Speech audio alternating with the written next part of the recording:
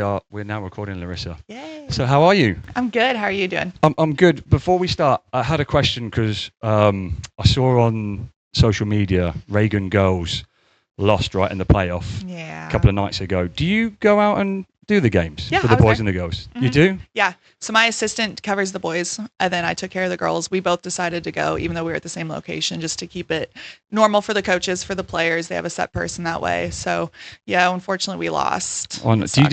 do you do all the sports? Have you got to be at the playoffs for every single? Yeah, so we travel to all playoff games for UIL sports, and then all football games, and then with the way our district works is we rotate varsity common coverage at the district fields, but then we cover all of our home campus stuff. Oh, okay. So you keep yourself busy. Yeah, very, All very right. busy. Well, that was just on my mind, but well, let's introduce you then. So today's guest is Larissa Pexton, MS LAT ATC. I had to get that in because we had the conversation, didn't we, at the fields We did. on Saturday about how many letters are I next to know. your name. I worked hard for them. It's very cool. Wanted to talk today about sort of keeping players healthy, sports performance, helping them perform at their best, kind of injury prevention, which is why it's fantastic to have you in, because you're an athletic trainer for our club on match days for the MLS Next and the DPL girls. You're the athletic trainer at Reagan High School.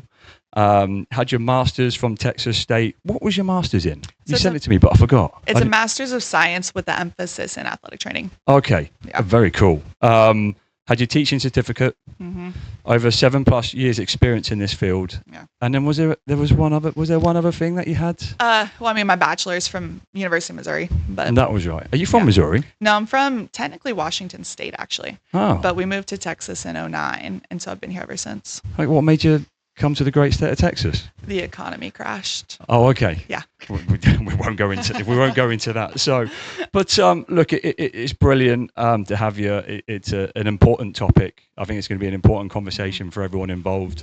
For people that might not fully understand your role, what exactly does an athletic trainer do then? Yeah. So, fun fact too, March is actually National Athletic Training Month too. So we are celebrating athletic trainers this month and what we do and everything. So there's really kind of 5 domains to my job. The big one is prevention, right? What can we do to prevent injuries, prevent, different things from happening to these kids? How can we make sure they stay healthy and on the field? The other part of that has to do with the rehabilitation side or physical therapy. It's an interchangeable term. So kids that are injured with surgeries or, dislocations, they're coming in, doing their stuff with us, the physical therapy rehab aspect. We also have the emergency care, which is the on-field assessments, broken bones, blood, C-spine, CPR, that stuff. And then we have what is also our administration side. That's the fun side of doing paperwork, doctor's appointments, contacting parents, staying in the loop with all that fun stuff. And then we have the last one, which is evaluations. So kids that come in complaining of knee pain, working through it, doing special testing, muscle testing to figure out what's wrong with it. So there's a lot that goes into our job. How many players, or not players, because it's all sports, isn't it? Yeah. It's how many athletes do you see on a daily basis? It can rotate depending on the time of year, but on average, I think the highest we've gotten up to this year in one day is 75. Oh wow! What sport are you seeing mostly? All sports. All sports. So football does their off season right now. So during football season, they're our main person that's coming in. Once we hit January and February, all sports are going. So that's when we're typically at that peak, anywhere between 50 to 75 kids a day. In the soccer environment, the soccer players that come in to see you, what are like the common complaints or injuries or? Usually what we see most of the time is ankle sprains or, hey, I rolled my ankle at soccer. I Yeah. rolled this. Sometimes we see, hamstring issues, things like that. But soccer actually is more ankle injuries than some other stuff too. Just because, they're rotating between surfaces, between turf to grass, and stepping in holes and whatnot, where they get kicked in the ankle and they roll it that way. Okay. Well, moving on to kind of the role then. What's the difference between yourself, athletic trainer, versus a physio, versus a strength coach? Yeah. Are you certified on strength training, by the way? So I don't have my CSCS. Okay. It's one that's where the personal trainers tend to go. I've thought about getting it. I've looked into that. I'm quite interested in it. Yeah, it seems like a good cert to have and everything, just on the, dealing with the rehabilitation and the weight room aspect that kids should be doing and Yeah, stuff. and you can do it online as well now. It's Yeah. supposed to be really easy. But anyway, we digress. What's the difference then Yeah. between you and a strength coach and a physio? So for strength and conditioning coaches or personal trainers, whatever you want to call them, like I said, they're the weight room. There's strength training, conditioning, getting better, faster, stronger, Yeah. that type of stuff. And then like physios, like PTs and chiropractors, they're great. So physical therapists, they do the rehabilitation with injuries. So formal PT is what we call it typically. And then, our chiropractors, which we see a lot of because that's your Arasti people that kids love to go do. They do some of that manual therapy, so massage techniques, and then the manipulations. Technically, chiropractors more should be dealing with spinal injuries, but I know they deal with other issues as well. But they're the ones who, they're Rosti people versus us. We're doing, the on-field care, the post-op rehabs in the training room. We're doing evaluations. We're doing concussion management. Yeah. Pretty much jack of all trades. We kind of take everything that those people do, like chiropractors, physical therapists, strength and conditioning, and we throw it all into one with our job. Do you have a good relationship with Rosti and those guys? Like, do you recommend, like, if there's something that you can't handle, do you recommend it to other companies like that, or? We do and we don't. Like, it depends on what it is. If it's like muscle tightness, it's like, guys, we need to stretch. We need to be working on our flexibility that way. If it's, like my back hurts and I've got a big old knot in there, that's something we can also work on. But we'll tell kids, go get a massage, get a deep tissue, let them dig in, roll it out type of a thing. And we do have some kids who are post-ops and they'll go do formal PT and everything, which is great. So our ACLs, our labral tears, those are the kids who do more of the formal PT. But we do have kids that do it just with us as well. Okay. And then we have a lot of kids do the extra personal training, strength training, all of that all the time. Yeah. On match day, so obviously you work closely with us. I know kind of what the match day looks like for you. Typically it's wrapping Addison's ankle right before she goes on the field. I think she's the only one that always comes and sees you to get a wrap. And then of course you're taking care of any injuries that happen during our game. But at the high school level, what's match day look like for you with the Reagan boys and girls? Yeah, so our boys and girls absolutely love we call them the compression boots or the compression legs. I've seen those. Yeah. How many do you have at the school? We have 5 sets. Oh, okay. So they're the vaso-pneumonic, I think is the official term for them. But they do compression. So they start at the toes and they work all the way up the legs. And the idea behind it is it flushes the system. So it pushes out kind of the bad and then it releases to let the blood flow back in. Yeah. And it just keeps repeating it over and over. And they feel great. I love doing them myself. When you're sore and stuff, they just make you feel so much better. Jump in and use all the players' equipment as well? Oh, yeah. Okay. For sure. So, again, they're typically coming in. So, like on game day that we had the other day, they're in there, usually about an hour or so before they're leaving to get on the bus to go to games. Yeah. They're doing the compression legs. They're using the foam rollers, the massage guns. We have a chirp roller as well, and getting on all that stuff and stretching and just getting that extra warm-up piece. Okay. And then once they've done all that, they've done their preparation, the game kicks off. Is it similar to what you would do then at our club? Yeah. You're just on hand to... Yep. So then we, like I said, when we're there, we'll get to the game. We try to do all taping at the game, just because that way it's fresher and they're not wearing it for forever. And then, can I just really quickly stop you? Why are players taping these days? Because I never did it growing up. That's a great question. Like, is it a mental thing? Is there really science behind it that is like, this is going to help support my ankle? Some. There is, okay. But ankle taping only lasts 20 minutes. Really? Yes, because then by the time you're sweating and moving it, it's loose and it's not effective anymore. Versus ankle braces stay tighter and you can tighten them up as the game goes on. Is it one of those mental things though that you've got it and it's like, this is going to help me play better? I think so. Sometimes. It's like I had to have like a Red Bull before every single game. It was like my non-negotiable because I, for some reason I felt it was going to make me play better or something like that. Yeah, so. With soccer specifically because of the sizes of ankle braces, because they're big and bulky, they don't work well with soccer cleats. Yeah. So I do know that's why soccer players like the tape over bracing. Okay. Just because it's a slimmer fit. So it goes in the shoe better. Okay, fair enough. Yeah. What are some of the common injuries that you're seeing at the youth level? Do like youth level, our club, grassroots, and then whether high school injuries are different. Yeah. So I think age is a big factor. So our, U12s, U13s, U14s, those are the kids that we see more of those chronic developmental injuries, such as like patella tendonitis or Osgood-Schlatters disease, which is both at the knee. It has to do with growing pains because that's when you hit puberty and you start growing and you have a growth plate right there. So most of that is what we see at that level. And then once you get kind of more to the high school, we still see that issues, but then we start to see more hamstring strains because they're growing and they're creating that deficit between the quad and the hamstring, which can lead to knee issues like MCL tears, ACL tears, meniscal issues. Thankfully with soccer, we don't have too many upper body injuries. Okay. I have had a soccer player dislocate his shoulder several times before. Oof. That was fun. Did you have to pop it back in, or did you really? Mm-hmm, okay. Yeah. That's not one you leave for the ER or no. the ambulance, or we can reduce all joints. Obviously, I'm not touching like a hip or a knee. Yeah. There's too much going on with those that I'm not going to do. But I put several shoulders back in, fingers, patellas.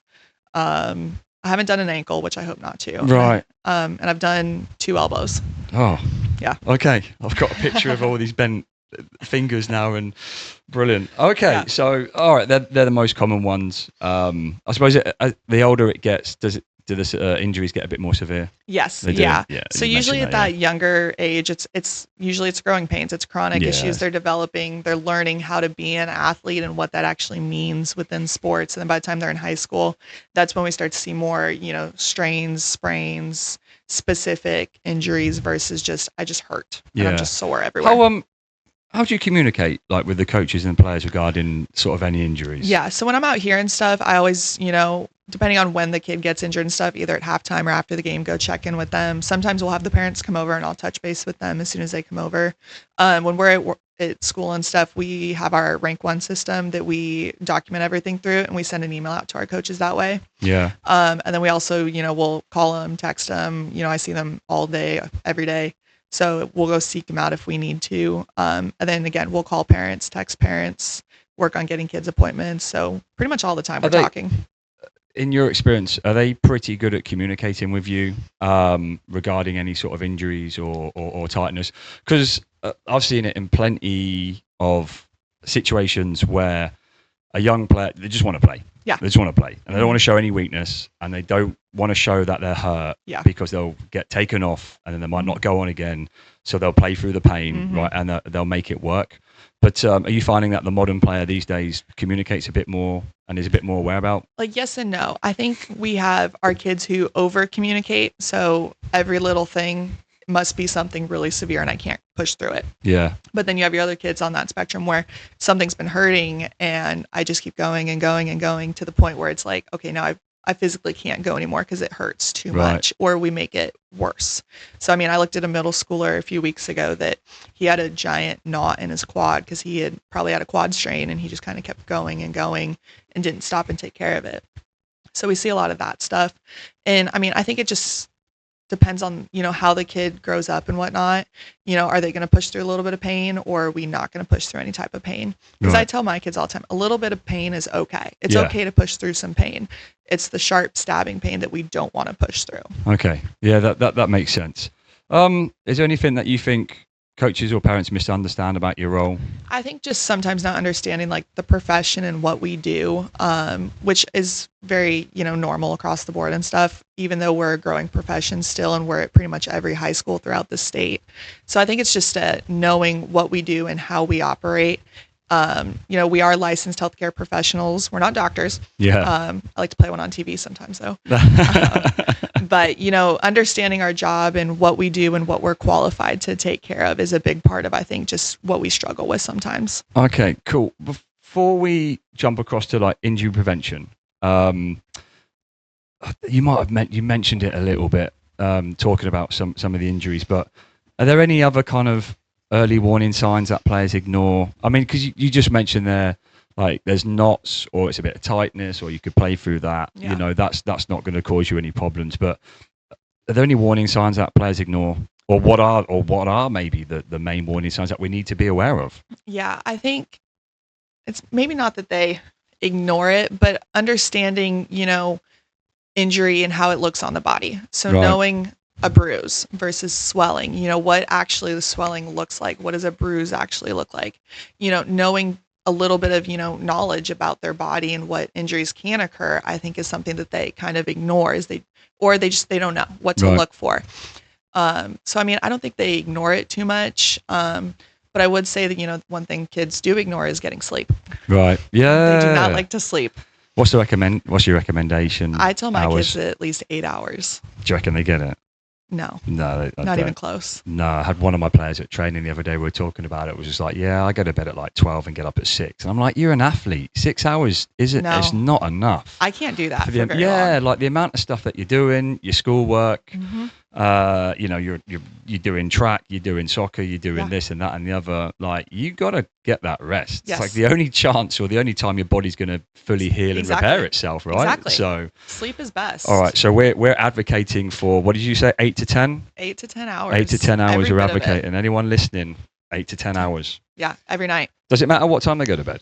I think it does. I think getting a schedule and like structure is really good for the body. So if you go to bed at midnight and you're up at 7, like that's not great No. for your body. It's not realistic, you know. And I tell kids too, put your phone away, read a book. You know, you should be asleep by 10 o'clock. Yeah, they There's do no say reason to stay up that late. no blue lights, right? Blue lights can affect the quality of your sleep. It screens do. Screens, blue Yeah, lights. the blue light I think helps like dim it, I guess. But you know, you should be putting your phone down before bed, or you know, read a book. You know, because screens are stimulating. They keep the brain firing and going and stuff.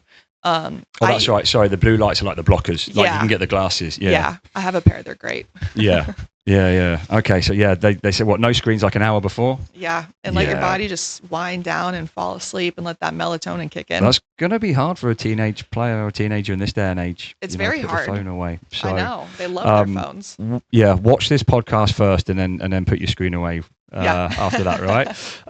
So look, let's go into injury prevention. I think it's pretty important. It's something that every parent and player is going to care about, right? Staying injury free, and even a coach. Like, you know, when we talk about periodization at for coaching clinics or our teams, periodization is all about having our players at their peak at the most important time of the season when competition really matters, and so we've got to keep them injury free. So how do we do it? What's the most preventable injury number one in youth soccer? Cramping. Yeah. Cramping is always preventable regardless of age. Right. And we're solving that by hydrating. Hydrating. Drinking water, not those Alanis. Yeah. What are some okay, can we stay on hydration then? Because water's just not, it's not, I read, and science has proven that water's, you know, it's great obviously, but it needs some electrolytes, some other things within there that's going to help replenish fluid. Is there any recommendation on electrolytes or anything you want to stay away from, or we want to? Well, so the big thing, I mean, that kids drink, as you've seen it, is the caffeine. Like, caffeine is a diuretic. It makes you have to go to the bathroom, which is dehydration, right? So drinking those Alanis, the Celsiuses, all the energy drinks are actually not good for you. So Celsius is marketed like it's supposed to be really clean. Yes. But it's not. They taste good, don't get me wrong. Yeah. And I mean, do I drink energy drinks? Every once in a while I do, but it's on days, you know, where I'm working a 20-hour day and it's football game day. But for every, you know, Alani I drink 3 or 4 water bottles to offset. Okay. But I mean, water is absolutely the best replenishment, but yeah, you need those electrolytes. So your sodium and your potassium, which is actually what helps prevent muscle cramping. So you can get that with like oranges, bananas, or, you know, Gatorade, Body Armor, Liquid IV, Drip Drop. Yeah. Yeah. I try to stay away from the sugar. Right. So like the Gatorade Zero Sugar would be okay. Yeah, absolutely. Yeah, I opened up the fridge in the other office the other day because Wade keeps his Red Bulls in there. It's got 38 grams of sugar. I know. I mean, that's going to put you in the ground. Yeah. Like it's so bad. It is. Like that's what they advertise. Like with the energy drinks is 0 sugar. So it's better for you. So that is better. It's better, but you also are putting 200 milligrams of caffeine in your system at the age of 12. Yeah, that's true. Yeah. So we want to stay away from all energy drinks. Yeah, it's not actually. And if you're 12 years old and you need 200 milligrams of caffeine to function, that's something else we need to talk. Yeah. Yes, that's a whole other topic. Going on. Yeah. I've been doing like a little bit of sea salt in my water when I wake up in the morning. I read a little bit. There's a guy called Gary Brecker I follow who's big into it and health and wellness. And a little bit of salt in your water and replace that sodium. Salt is great for you. Yeah. Okay. So brilliant. The importance then of kind of proper warm ups. Like, Oh, we shouldn't be so skipping them as important. coaches. Yeah. So important. Like the big thing is too is dynamic versus static, right? So dynamic is getting up. It's your ladder drills, working on your high knees, your butt kicks, all those drills essentially. The reason we want to do dynamic before activities because it's going to get the blood flowing. It's going to get you warmed up, feeling good, ready to go. Static stretching is also good before games too, but it's actually better afterwards, more as a Mhm. post workout type stretching because static meaning you just stay in one spot, so stationary. So Okay. just bending over, touching our toes, arm across chest, that type of stretching is really good before too, like I said, but afterwards it's better for you because it's part of your cool down. Okay. But dynamic beforehand, getting up, getting moving, get the blood flowing, that's what's going to help also prevent those injuries is getting a good warm up. If you go into a game feeling cold and not warm, that's when you're probably going to experience more injuries versus if you feel warmed up, loose, fluid, ready to go, you're going to be able to go play with no problems. Yeah. So that's critical. Absolutely. Yeah, we do something like the FIFA 11 Plus. Don't know if you've heard of that. I think I have, but I don't know too much It's about similar it. like what you said. It's a lot of dynamics. It's a lot of knee drives, A Yeah. skips, butt kicks, B skips, B C skips. skips, all of that. I'll tell you one thing though that we don't do as coaches. We don't do a cool down. I bet. Yeah. Are we neglecting? Do we need to do that as well? I think it'd be great for the kids to do it. What's the best type of cool down? So, I mean, depending on your sport, you can go do a little recovery run, right? Go do a lap or two around the field and then do some group static stretching just to kind of help flush that system, bring your heart rate down, and just relax back into normal rhythm after, running for, whether it's 60 minutes, 80 minutes, whatever, length of gameplay. Okay. Just to reduce that heart rate and get it back into that normal homeostasis area. Okay. Yeah, we'll have to introduce that. Yeah. It'd I hold my hand up as well. I'm getting you doing it. It's like training's done.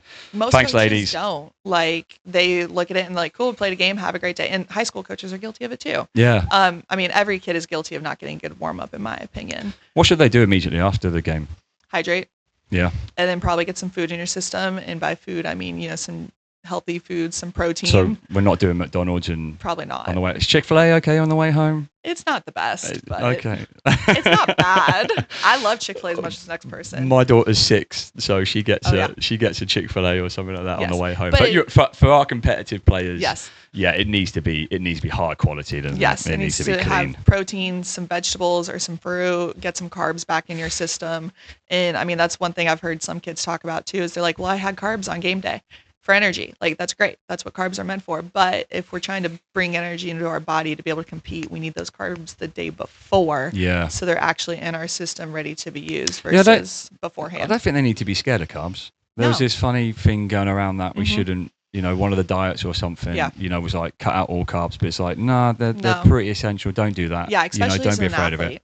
You need the energy because you're constantly going and going. And I tell the kids all the time, I'm like, guys, you have to eat, you have to hydrate because going out and being in a game, you're burning probably close to 1,000 calories depending on the sport and the time of day you're playing at. You have to replenish your body and what it fuel. needs. Yeah. Yeah. In the pro game, I mean, the professional players are running like over 10 plus miles in a game. I don't know what I'd love to know what our youth players are doing in a 35 to 40 minute, but I'm guessing the average youth central midfielder is still doing 5, 6, 7 miles. Yeah. Do you know what I mean? So exactly. 100%. What age do you think we should start bringing them for like some strength training basics? And I suppose not necessarily getting them down the gym and lifting like heavy weights, but do you reckon there's a benefit to introducing some strength training? Yeah, I wouldn't say I don't think there's like a specific age that you should or shouldn't do it at. Obviously, if you're super young, you don't need to be lifting heavy weight or anything. But I do think, by the time you're starting, that middle school, that pre-athletics, 7th grade athletics class, we should be starting to do weight training and building up some muscle and all of that. But with the strength training and stuff in the weight room specifically, that we start to see injuries with is not doing proper form. Right. And so if you're going to lift, make sure you're doing it properly. The number doesn't matter. Numbers are great. It's the competition side of it with the boys and everything. But doing proper form is also what's really good for the body. And I know a lot of girls these days are scared of, bulking up if they strength train and lift. I'm like, I lift twice a week, to maintain healthy habits and everything. But you're not going to bulk up like a guy does. We don't have the testosterone that boys do to get that bulky look. But girls should strength train. Like, it's good for you. It's good for the body. The younger you are, you could stick to more body weight and focusing on your form and everything. But as you get older and can start to lift more, absolutely start increasing your weight. Is it worth anyone wanting to start it? Is it worth getting like a personal trainer? The problem is they're really expensive. They're very expensive from what I know. I'm worried about them going online and googling and trying to find Exactly. something. I just wonder whether there's any. I wonder what the best resource is. I mean, it's hard to tell even more because kids listen to TikTok, and Right. if they see it online, it must be true, right? Yeah. Which isn't always the case. I think I've seen some crazy workouts online. It's like, Yeah. how are you not got broken legs? I know, right? Well, it's like you are going to suffer later in life by doing Yeah. that. Your back can't feel good. No. Yeah. Exactly. And I mean, I see it all the time. Kids will show me some of these like crazy, bodybuilders, and I'm like, they are in for a world of hurt probably at some Yeah. point. So I think the source is a huge part of that. You maybe to come and have a chat with you, right? Yeah, like using your resources. Like if you're at the high school level, yeah, talking to us, talking to a strength and conditioning coach if you guys have one. Most coaches have some form of knowledge as a former athlete, or they're taking the classes and stuff. So you should, in theory, have an idea of how to strength train and condition these kids and these Yeah. athletes. So I think, also utilizing the school system with those coaches and everything, because they do know what they're talking about, outside of, school and everything, going to, Planet Fitness or, Gold's Gym or LA Fitness, whatever you want to and stuff, talking to them as well. And you don't necessarily have to go straight into having a personal trainer, but just learning the different lifts with the proper form and learning, what each muscle does. Yeah. And how to actually work that muscle is a big part of it. And that's your starting point, is learning the body and the anatomy and what it does for us, Yeah. essentially. I'm not qualified in it, but I'd recommend you stay with compound. Yeah. Always stay with compound. Biggest bang for your buck. I Yeah. think it's compound lifts, isn't it? So, Yeah. on training volume, how much is too much, do you think? I think, again, depending on the age, which is a big thing. I mean, we have some kids that I see and even that I've talked to out here, and I'm like, well, how much are you working out or practicing during the week? And they're like, well, I work out 3 times a day. And it's like, how are you working out 3 times a day? And they're like, well, It's just junk volume. Yeah. And they're like, well, I have athletics at school, and then I go to, school practice, whatever it is, and then I go to club practice, regardless of sport. And this is all sports. It's not specific to just one. That we'll have kids that they're working out 3 times a day, twice a day, which 2 days are not bad. But at this age, we don't need to be doing that, especially if we're not taking care of our bodies and replenishing. Right. So a lot of kids will do, or if they, like I said, they do school sports. So they'll work out during the athletics, go to school practice, and then go to their personal trainer after that. It's like, we do not need to be doing all this extra sometimes, guys. Like, your body needs rest and time to just, develop without all the added stressors. Making it relevant to our players and our teams. How many games? What's too much? How am I going to phrase this? What's too much when it comes to games at the weekend? And what's your takes on like kids playing multiple teams? So we've all done it, right? We've had a game at 11 o'clock, and then a player has stayed behind and then played at like 1 o'clock again or something, and then they've done that again on like the Sunday. Yeah. So suddenly you're hitting 4 games a weekend in tournaments. Maybe you're hitting 4 or 5 games again in a weekend. Do you have an opinion on like, is that too much? Yeah. So I mean, obviously, the nice thing about tournaments is usually those games they're shorter, right? Yeah. You're not playing a full regulation game at 80 minutes. So playing multiple games in a day, if you're tournament style, like we've all been there. I was an athlete, I did that too. I played 8 games in a day before. So I mean, tournament play, it's a little bit different because again, your games are shorter, they're more regulated. Versus, some of the DPLA, the MLS Next games and stuff, they're playing, 2 games on Saturday, 1 game on Saturday, and then doing the same thing on Sunday. And then we're going back to school on Monday. Yeah. And then thankfully, I know you guys take the day off for training on Mondays. Yeah, we do. Yeah, games, especially on a double header. Yeah, because the kids need that time to rest and rest and hydrate and replenish. So I do think there can be too many games sometimes, but again, I know that 2 games a weekend at the 35 minutes a half and stuff, that's not bad, especially because most of those games are 24 hours in between, so they're getting time to replenish, to rest up and be ready to go again. Okay. Tournaments are a little different, but they're usually shorter time frames, which is good. You mentioned nutrition before. Anything they should be eating on a tournament weekend in between games? You got any tips? Yeah, stay away from the Takis. Yeah. Don't hit Pizza Hut, when in between games, please, guys, right? Absolutely. I mean, and I'm very much, sometimes I'll tell kids I'm a do what I say, not as I do type person. Because, I mean, I struggle to eat. When I was their age and stuff, I didn't eat on tournament days. Okay. The heat always got to me. When you come out and do our tournaments, what do you eat? I'll stick to lighter food. So I'll do like apples, oranges. I'll do a sandwich Do you eat the food that we give out to the coaches? sometimes depending on what it is. Yeah. I My when the, diet is shocking on our tournament weekends. well, sometimes when there's pizza, I don't eat pizza. You don't? It hurts my stomach, and Yeah. it's so carb heavy. And again, it's carb heavy, which is great, if you need the energy, but it's also heavy on your Yeah. system. So if you're eating pizza in between games, that's something that can upset your stomach, especially when it's 100 degrees out. Yeah. So sticking to, again, like a chicken sandwich, burgers are not probably the best They're option. greasy. And, Yeah. Yeah. So High in fat.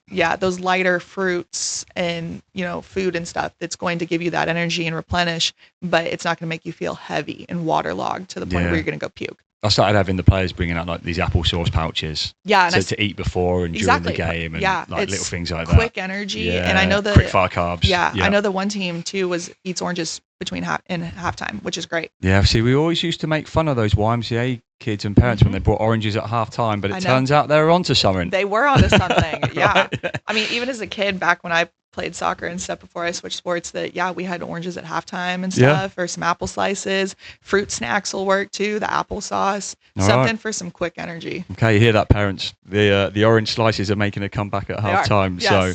So, okay, I want to move on to a big topic. Yeah. ACL injuries. Yeah. Really prevalent in the game. More so on the girls, but Yeah. you do see it on the men's side as well. But they are more common than ever, especially in girls soccer right now. So what are you seeing? Yeah, so I definitely think, one factor that we talk about with ACLs and stuff is environmental. So, is it wet? Is it hot? Grass to turf? Those are big factors that get mentioned all the time. And I don't think the surface matters as much as we like to put on the topic, for the simple sake of, playing on turf, it can get slick and everything for sure, but they do have their cleats which stick in. Versus grass, one thing you do have to worry about is it level, right? Yeah. Are there potholes, or is there, any traction for you, or is it super muddy? Those are all huge factors, don't get me wrong, but at the end of the day, it's not completely the most important factor that's going to contribute. For girls, especially with soccer, and it's on the guys' side too, it's a quad heavy sport, right? Right. From all the running, the constant running and stuff, we're developing that quad so much that we neglect our hamstrings and our glutes. Hamstrings are actually what prevents, essentially, explain it the best I can, the tibia, which is the lower leg, shifting forward within the knee, right? So when we shift forward and we rotate, that's when we tear an ACL. So our hamstrings are what are supposed to stop the tibia from shifting forward. Yeah. So when we're super quad dominant and we're running, that's what pulls our tibia forward, and our hamstrings prevent that, if that makes sense. Yeah. So when soccer players don't work out, don't train that hamstring and the glutes and everything, that's when you get that muscle deficit, which is where that quad is so dominant, so prominent, it's not going to protect that anterior translation of the tibia, so it's going to tear the ACL. So hamstrings are not trained to what they should be. Okay. And they're usually weaker in girls, unfortunately, too. Is that why deadlifts train the hamstrings? They do. Train the hammies? If you do them right. If you do it, yeah. Don't go and lift. Again, don't go and watch a social media influencer try and deadlift 400 pounds or something. It's ridiculous. Yeah, so doing some straight leg deadlifts, hamstring curls is another big one. Lunges is a good one. One of my favorite ones that also burns is doing I call them monster walks, but you get down in like that athletic position and you walk forwards, and then you do like lateral walking. I've seen, where the girls put bands around their ankle and they walk side to side, crab walking. So it's just, that's not a gimmick. They're all good. They're all really great. I love doing crab walks. It's good for the glutes. It's good for the hamstrings, all of that. You mentioned like maybe underdeveloped hamstrings and the glutes. Is that why ACL injuries are increasing? I think it's part of it for sure. It's not like the main reason. No, I think there's so many factors that go into it. For girls, the other thing we have to talk about is, we are female, so our hips are wider than guys. Right. Which comes into that Q angle. Which is that why females are a more higher risk? Usually, yeah. Because we go to the Q angle, which again, that's just an angle that goes from the hip to the knee to the tibia and stuff. So that plays a factor again. So our hips they're wider versus the guys are more narrow in a straight line. And so if we're not developing the hamstrings and the glutes and stuff, that's why it can help translate forward on the tibia, which tears that ACL. Yeah. Versus guys don't have to worry about that as much. And guys are into lifting. Like they want to lift. They're all about it right now. Yeah. Which is great. Like strength training's awesome. So they develop everything more compared to the girls. I would say guys have more like the glute hip weakness because I think they see it like as a girly exercise. Yeah. Versus the girls just don't want to lift and get stronger. Okay. Hear that, ladies? We need to hit the gym. Get those deadlifts going. I wrote down like some of the other common causes. Poor landing mechanics. Yeah. I know there's non-contact where foot can get stuck in the turf, or ankle goes that way, knee goes that way. You just mentioned lack of strength in the glutes and the hamstrings. Fatigue. Does fatigue have a role in it? I think it can, for sure. That if you're constantly going with, working out and playing games and training and stuff, you're going to just break those muscles down. And if they don't get the nutrients and the rest to rebuild stronger, that definitely plays a factor. So that's that overuse side of things that we see. But contact versus non-contact ACLs soccer's typically are non-contacts, where it's just that stop, plant, twist, and it goes. Yeah. Versus, your contact is more when somebody comes and makes contact with you. So football player is where we see more of the contact ACLs. But soccer could be colliding with somebody, just landing and, going down wrong too. Does American football get quite a lot of ACLs? We do. I'm been very blessed with my boys that we haven't had too many. But we do. But there's also like our O-line guys is where we also worry about some stuff. But it's usually your running backs or your receivers that have the ACL tears. Does soccer get more ACL injuries than American football? Or is it relatively similar? I would say it's similar. It just depends. Like right now, I'd say soccer is the leading charge for us with our track record. And again, it just comes from the overuse, the going, and we're working out at school. We're doing travel tournaments on the weekend, and we're not doing that rest period that most kids need. Well, they're both high intense sports with a lot of running, jumping, landing, twisting, turning, changing direction. Yeah. And kids who on top of like going to the gym and stuff, working on that prophylactic training and stuff, which is your core as well. We don't have enough developed cores either, being able to stop and break down when we're going forward too much, so our body doesn't stop essentially. So core is a big part of that. And your jump landing training, working on your balance, both legs to single leg, all of that. Any parents listening right now then, you mentioned it before, but are there any other big red flags or risk factors, anything that you haven't gone over? Yeah, I mean, one of the other things that, and this is, something else that contribute or they may see, and again, I had to think about this question because it was a pretty good one. Pay attention to like your kids at school, like their grades, how are they behaving at school, So I wouldn't think that was linked. Okay. I think it could be, because if we're going all the time and your kids' grades are starting to drop, like when are they doing their homework if they're constantly training and stuff? So something like that is also to consider. I think looking at that, like especially if your kid starts out the year strong and then, by Christmas, January, February, our grades are dropping when club season is going, or whatever season it is. They're not doing their homework, right? They don't have the time, or they're too tired. So then they're oversleeping and not turning in assignments. And then they're starting to fail classes. So I think that's another thing that could be playing a factor. Kind of like the stressor, right? The everyday stressor. Exactly. So it's something like that, I think, that keep an eye on, essentially. Yeah, I wouldn't have thought of that, but you're right. Like just the overall, like wellness. Yeah. Yeah, like I have kids all the time. They're like, well, I was too tired to do this.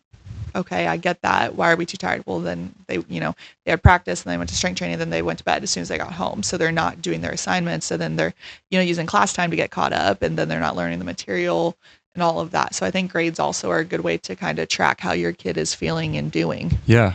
So they're all good prevention. Are there any other prevention things that players can do? We mentioned strength training, mentioned taking care of yourself, getting enough sleep, hydrating, nutrition. Do they need to do anything else, like any jump training, speed work, agility work? Does that help at any capacity? I think it does. Like I said, working on, the balance and the single leg and double leg stuff for sure. Box jumps is a great way how to work on a lot of that stuff. So I think developing single leg, working on that core and everything is one way to help, because it will translate into being able to breaking down, stopping, planning, and going. So I think it all helps. Don't get me wrong, but I do think we can overdo it as well. If a 13 to 16-year-old player did one thing to reduce an ACL injury, what would your recommendation be? This is a hard question. Okay. I think a big Because part. maybe there's not one thing. Yeah, well, I mean, and you're right. Like it's a lot of things. The other thing we didn't talk about was stretching. Right. And we talked about the dynamic and static, but stretching is a huge one. I tell kids all the time, stretch for 10 minutes a day. That's all you need. And that will help translate to being able to prevent, because you're going to be more flexible. You're going to feel better. And that's not even included part of the warm up or, cool down. Yeah. But 10 minutes of yoga before bed, or, 10 minutes in the morning, something like that to get your blood flowing and just loosen back up, I think is also another good thing to help prevent too. Okay. All right, cool. Want to move on to like a sports performance program, and I put this in because last year I did the sports performance diploma with the United Soccer Coaches, online course over about, I think it was like 4 months. It delved into strength training. It delved into speed training, agility training. It had bits about nutrition, landing mechanics, running mechanics, all of it. I thought it was brilliant. Yeah, Such a good. awesome. It was such a good program, and I actually went and did like a little trial preseason program with my girls. We started 6 or 7 weeks earlier than the rest of the club. 2 times a week with low weeks, medium weeks, heavy weeks. Yeah. Introductions to sprint training, but not going like sprint training immediately, like gradually building up the energy systems, covering all that. I thought it was really good. Sounds good. I think it helped us at the start of the season. I thought we had a couple of friendlies where we looked fitter and stronger and quicker. So yeah, just wanted to kind of touch on that and get your take on it. Yeah. I think maybe there's a big push right now for strength and performance training for young players. There is. So really, do you think it's worth it? Was it worth me doing 4 months of the sports performance diploma, basically? And with this one, I think age plays the biggest factor with it. If you are 12 years old and you are, again, 12-year-olds, they're in pre-athletics typically, or just PE at school, which is great. So maybe more, our 13-year-olds, so our 7th graders who are playing sports on campus, they're in athletics. So when you're working out on campus, and then you're doing extra PT training, strength training, whatever you want to call it, 3 times a week, right? That's it. No games, no practice, none of that. You're just doing extra 3 times a week workouts on top of your school workouts. I think that's great. Like, that's awesome. Especially, maybe at school you're just, doing strength stuff, and then you go outside and you do your agility, your, conditioning, that type of stuff, your sprinting, stuff like that. Awesome. Once you throw in practice on top of that, now we're working out at school. We're doing personal training 3 times a week, and we have practice 3 times a week. That's where we're starting to get a little too much. One of those needs to give. Okay. Especially then once you throw on tournaments, Right. Which are almost every weekend, or at least one game a weekend. That is so much on those little bodies that are trying to grow and develop. Yeah. That's when we start to see those overuse and those injuries. So I think it has its place. It just depends on the age as well. Once you get to high school, some of those kids have better habits when it comes to recovery. Yeah. Not always. But our bodies can handle it. They're more developed. But again, the younger you are, the more you do, the more chance at risk you're going to be for an injury, especially those overuse ones. And then I also see it sometimes too, kids that are doing, that much at that younger level, they actually start to develop a dislike for the game. Because all they do is, that's their identity, is go play soccer, football, baseball, whatever it is.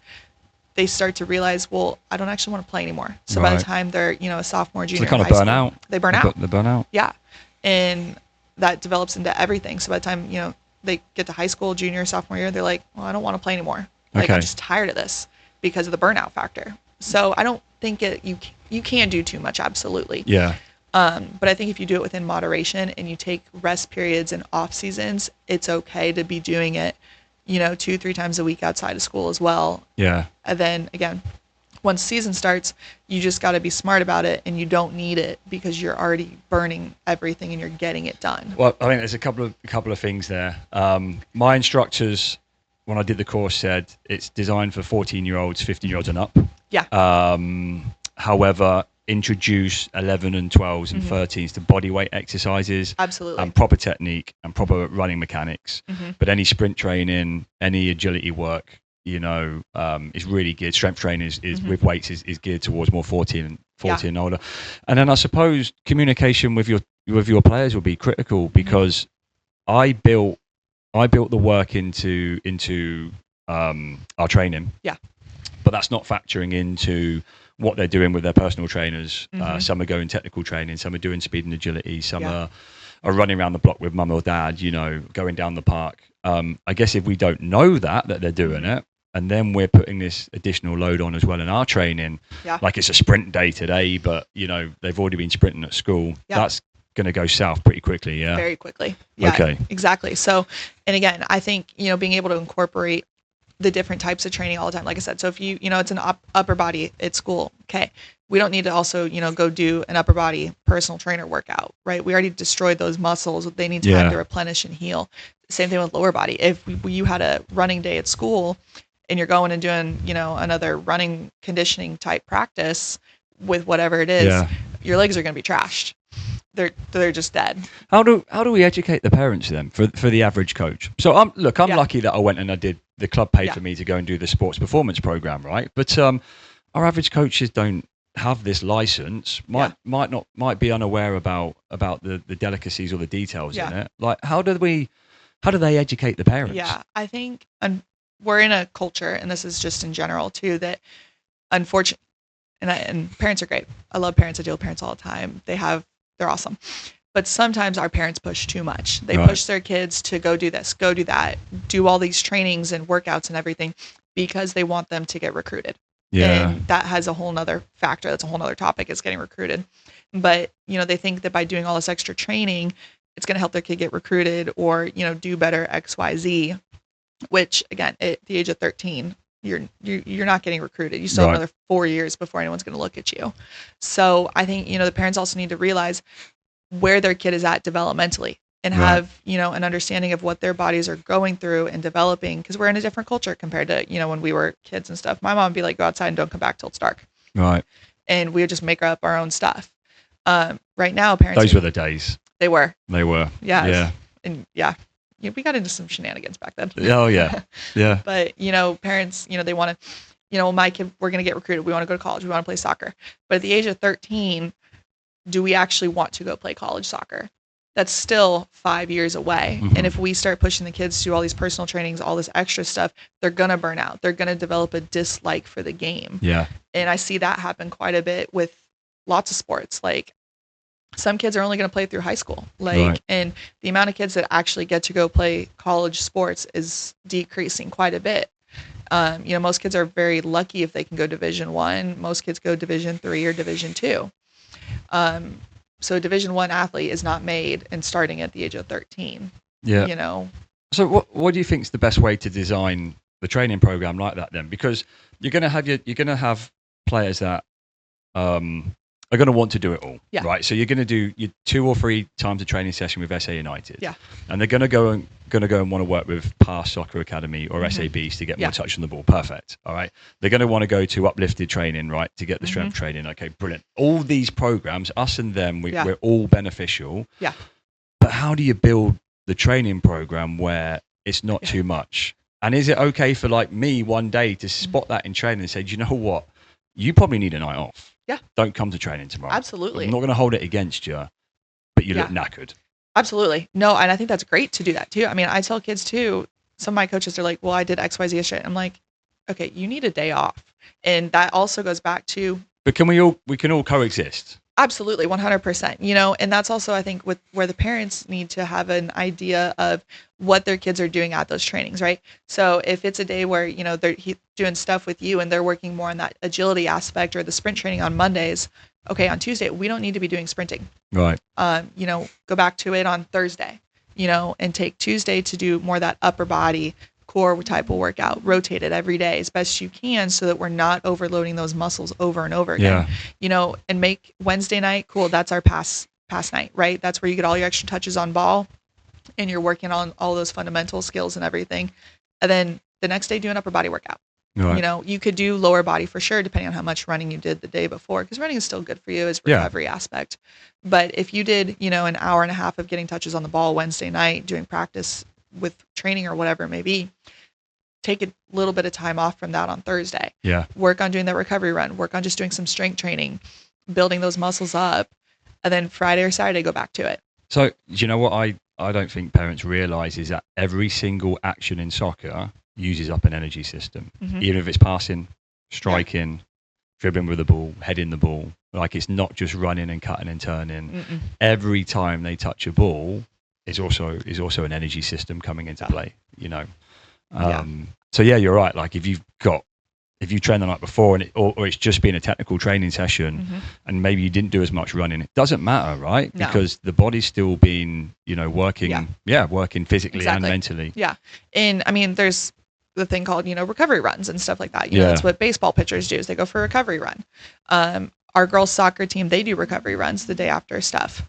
So it's good for the body to do physical activity every day. It's just the type. So again, I mean, I rotate even my workouts, Mondays and Fridays, I do more HIIT training. Tuesdays and Thursdays are strength training, and Wednesdays cardio. Yeah. And rotating through that. Now, on Mondays and Fridays, do I still do cardio within my workout? Yes. Right. But it's a different type of cardio. There's an element of it there, yeah. Yeah.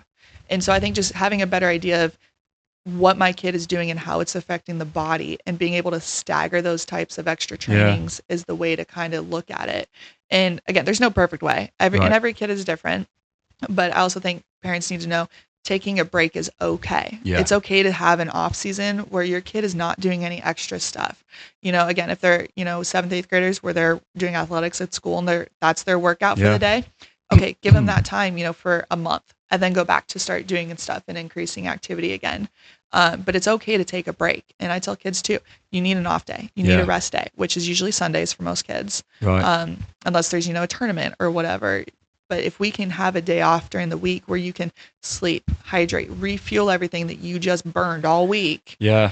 And then again, have a period of the year where your kid's not doing anything.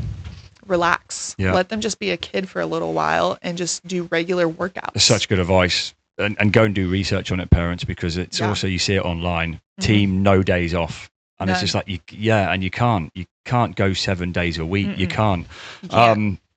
So the last question on this topic was going to be to you, like, how many days a week do you think is ideal? I know it's going to be a little bit different per age group. So could I maybe break that down to our competitive program and go, like, if you're an 11, 12, 13-year-old, so you're playing like on our 9v9 teams, how many days a week training do you think is good? I mean, for those kids, I would say 3 to 4. 3 to 4. Especially if it's in the middle of season where they're playing on weekends.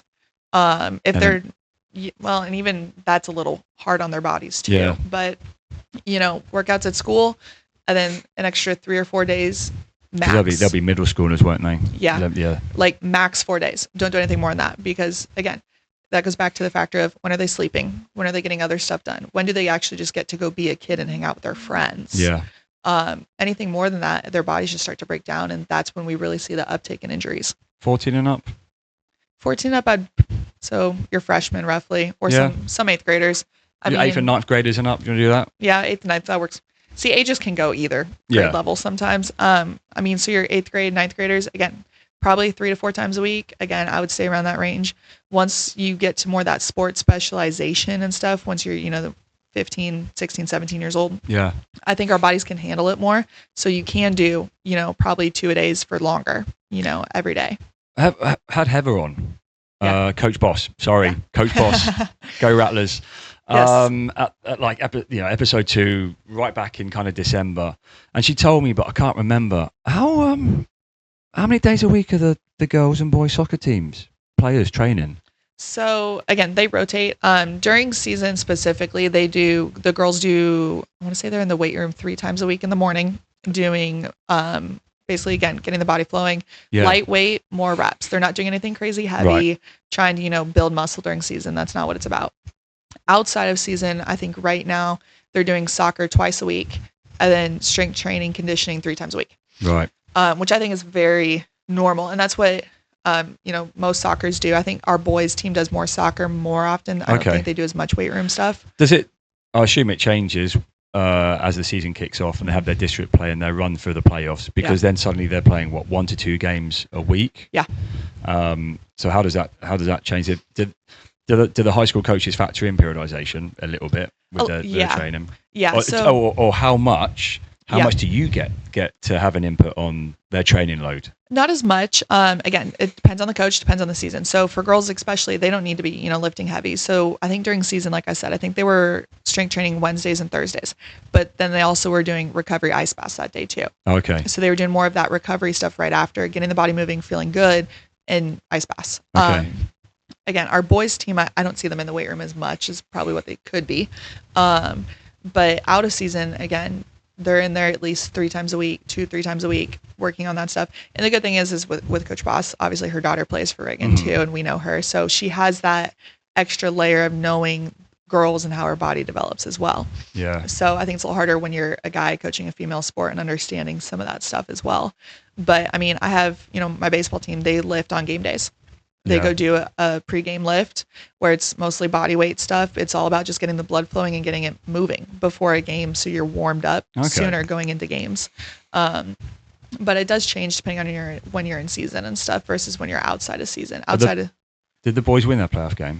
They did. Yeah, they won 4-1. They're still going. Yeah, we play. Congratulations to them. Yeah, we play San Benito tomorrow night. Tomorrow night. And you'll be going to it? My assistant's going to go. Oh, okay. Yeah, it's all the way in Corpus. Because the girls didn't make it, what happens to them now? They're completely done? Or? Yeah, so they're done for the season. So they'll probably take the rest of this week off, rest, recuperate, just take a mental break and everything. Yeah.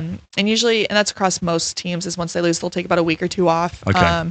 And then they'll go back to it. They're back in the weight room, working on training, and doing that sport usually 2 to 3 times a week. So even my volleyball team, they rotate weight room and volleyball. Yeah. So they only do volleyball twice a week, and they're in the weight room the rest of the time. And their club games will now start back up as well. Yeah. I think April the 11th for the under 15s and up. Yeah. Was when they start playing. Yep. So they'll go back to clubs. This is when we'll see a little bit of a decrease in some of the injuries because just the amount of exercise that they're doing has decreased. Yeah. I can imagine that week off for them is gold dust as well. Yeah. Because physically and the mental strain as well. You know. This is usually too when we'll have kids come in and they'll be like, well, it's been hurting all season. It's like, okay, guys. I've been playing through the pain. Yeah. Yeah. Okay. Brilliant. Look, let's close on some rapid fire. Are you ready? Yeah. Okay. Most common mistake youth players make? They listen to social media. Ooh. One recovery habit every athlete should prioritize? Sleeping. Ice baths, yes or no? Always. Okay. I love ice baths. It's not going to go rapid fire anymore. Sorry, guys. Can you dive into that? Because I have seen so much contrasting stuff of the science on it of cold showers, hot showers, ice baths. Yeah. Actually, ice baths don't do anything. You should have heat instead. You should go and take a sauna. Yeah. Can you delve into ice baths why you said yes? Yes. So ice baths, again, I love a good ice bath. It's been a while since I've done one. But so the difference between ice and heat, right? So we ice after activity. Ice is a vasoconstrictor, right? So it closes up our blood vessels to decrease blood flow. And then heat is a vasodilator, meaning it opens up the blood vessels to push blood through the body. So we do ice after, heat before, to prevent injuries and everything. So ice baths are a great form of recovery because, they kind of freeze everything in place and then you get up and get moving and stuff and it kind of flushes the system. So the idea roughly is that we're keeping all the bad in one spot and then we're going to bring all the blood and push it out. Yeah. Very similar to contrast therapy. There's not a lot of research on contrast therapy, but that's the rotation between hot and cold going back and forth. I love contrast therapy too. I think it's a great. I've had a lot of kids that come back and they love it. They I feel so much better after that. And that's one of those things we can kind of do it really anytime because we're rotating between the two. I still try not to do it before games just because there is that vasoconstriction factor. Okay. And so it's more of like a morning type of recovery treatment, especially if we're not doing too much physical activity. Yeah. But I think ice baths are great. And I know everybody is like, well, we got in the chamber, the hyperbaric, whatever it is. Which are great. It's the liquid nitrogen. Yeah. The only reason I'm not a huge fan of those sometimes is because of how fast it drops with cold, right? So an ice bath, depending on the temperature, is anywhere between roughly 8 to 12 minutes. That's the other mistake is most people get them for like 5. And I'm like, that's not doing much. 8 to 12 minutes, depending on your temperature. And then the hyperbaric chambers, they drop in like 2 minutes and you're done. So I think that also plays a huge factor of, cool, we're, our normal body temperature and we just stepped in something and now we're going to below freezing and have the risk of hypothermia. Yeah. Versus just doing an ice bath at 50 degrees for 8 minutes, you're not really at a risk for hypothermia. Okay. And it's a slower process of cooling the body versus the hyperchambers, it's like instant. Oh. Saunas are great too. Like, I was gonna say, Larissa, can I add in saunas? Yes yeah. or no? Then. Yeah. Are you like, yeah? Yeah. I think saunas are great too. Saunas, again, they raise that core temperature to promote sweating. And as we know, sweating is, it's how you detox. So it flushes out all that bad stuff.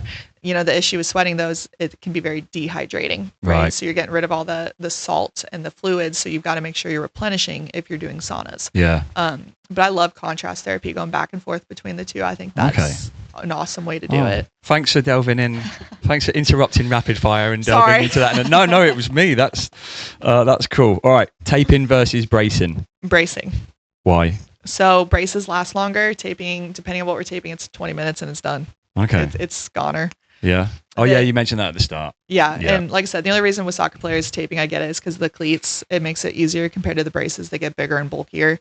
But bracing truly is the better option for most of it, just because it'll last longer. It's reusable. Yeah. It's the inexpensive way, actually, compared to tape. I'm going to add in another question.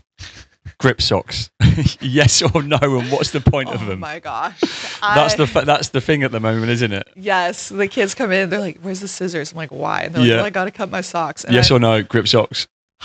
It serves a purpose.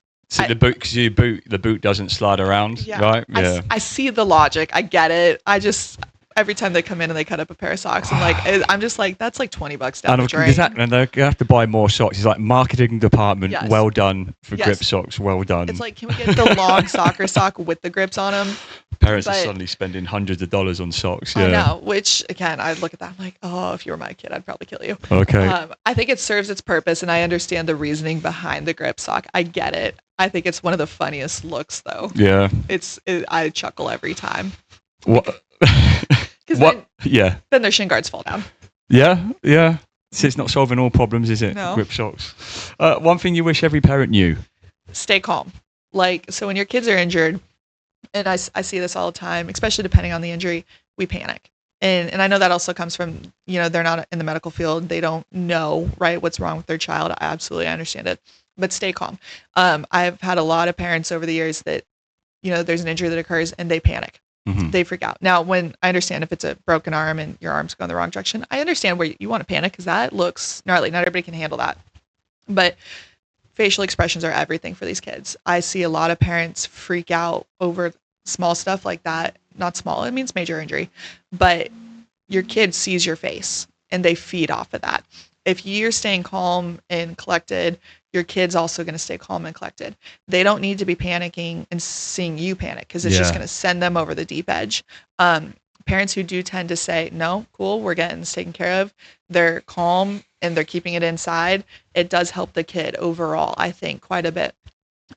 Parents who panic and freak out right away, it sends the kid off the deep end. Too many times I get a kid calm, like from whatever it is, whether it's an ankle sprain and we're in panic because it hurts and I get that.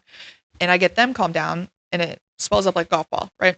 Well, mom or dad come over and see it and they spiral. Yeah. And then the kid spirals again. And so I've just got you calm. Exactly. And then it sets the whole cycle over again. Yeah. So I think, being able to keep your composure when your kid is injured, like broken arm, is crucial. Because again, it's going to set the kid off and it's going to make them panic. If we can stay calm and collected, again, regardless of your background, I know that it's hard for parents because if they're not in the medical field, they don't know what's going on and it's your kids. I mean, I'm a parent. I know, to see your child in that situation, it's hard. Is hard. Yeah. It is very hard. But the kids feed off of that. Sure. And if you're sitting here saying, "Oh my gosh, my poor baby," and you're like freaking out, that's going to send the kid off, and that's going to be even worse for them depending on the injury. But again, I get it. Like it's your baby, my precious. Yeah. But staying calm in those situations is what's actually best for kids.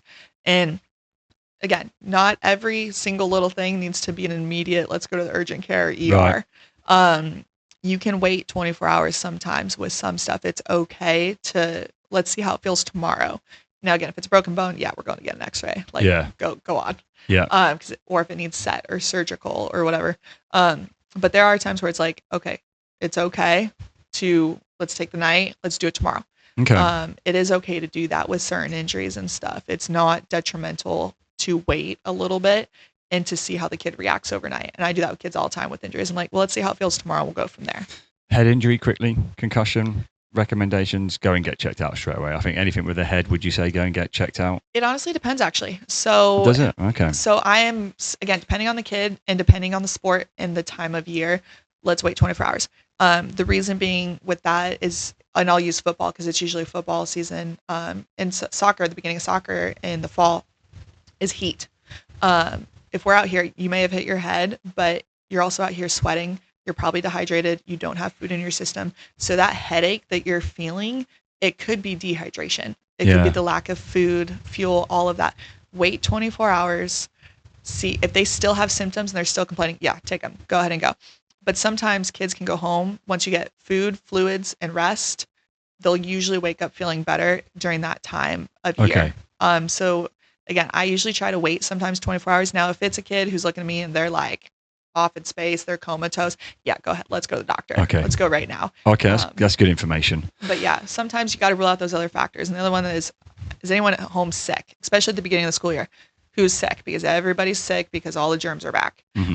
So ruling out that as another factor is a huge one too. But Okay. Last kind of wrap up, key takeaway. If players and parents took one thing from you today, what do you think it should be? Rest. Let your kid have an off time. Let them just be a kid, develop normally, and just get that period where they don't have to identify with sports or being an athlete. Rest. Let them have a break from it and just chill. Because that's truly, I think, one of the best things for them too. Yeah, well, very cool. Well, look, thanks, Larissa. You're welcome. We're going to call it there. It was a really good episode, really fascinating. I hope so. It's kind of like, I mean, it's one of my passions as well. I think I hope more people get something from this. Like I said, I'm passionate about it. I think the education behind it's important. Yeah. I just wanted you to come in and chat about it. And it's been a brilliant discussion. I hope so. If anyone sort of wanted to reach you or maybe had a comment or a question, if you're open to it, are you on Instagram? Where can we find you? Sort I don't of. want to bombard you or anything like that, but Absolutely. I mean, you guys can always reach out to the SA United club coaches and stuff. Like, they all have my contact information for the most part. Rhonda does, you do, Brendan, all of them. And then, I mean, I do work at Reagan High School, so we do have the Reagan Athletics website. So we have our own tab there that has my school email and my office number. I don't typically answer the office phone because we're never in there. Yeah. But you're always welcome to shoot me an email with my school email and reach out. We do, again, also have like our Reagan Sports Medicine Instagram as well, so you can reach out to us there. I run the page for our sports medicine program and cool as well. But yeah, I'm pretty easy. So that's on Instagram, sports medicine. So it's at Reagan Sports Medicine. Reagan Sports Medicine. Okay, very cool. Look, fans, it was a brilliant and important topic. I think so. And I really do appreciate you giving up your time and coming here. Absolutely. Have you got to head back to Reagan right now? Yeah, I'm headed back to work after this. We've got physicals coming up here in May, so we're working on planning all that out. And then the boys are playing tomorrow night. Yes. So you've got to prepare for that. Yeah, it'll be exciting for them. We'll go Rattlers. Yeah, strike them. Okay, thanks, Larissa. Appreciate it. Thank you, Martin. It was great to be here.